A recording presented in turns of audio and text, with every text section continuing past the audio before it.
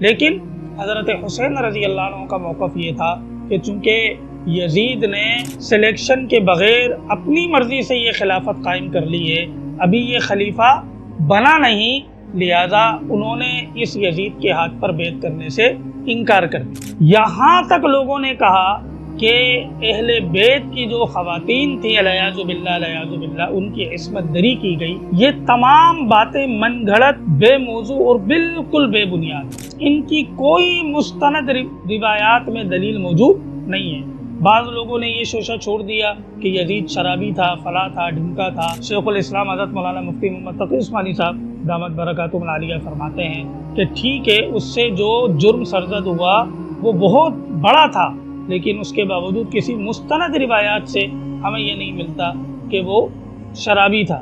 تو میں نے بہت مختصر طریقے سے یہ واقعہ آپ کے سامنے بیان کیا، اور میں نے کوشش یہ کی کہ صرف اس واقعے کے جو مستند پہلو ہیں، جو اس واقعے کا سبب ہے، وہ آپ کے سامنے بیان کر دیا جائے۔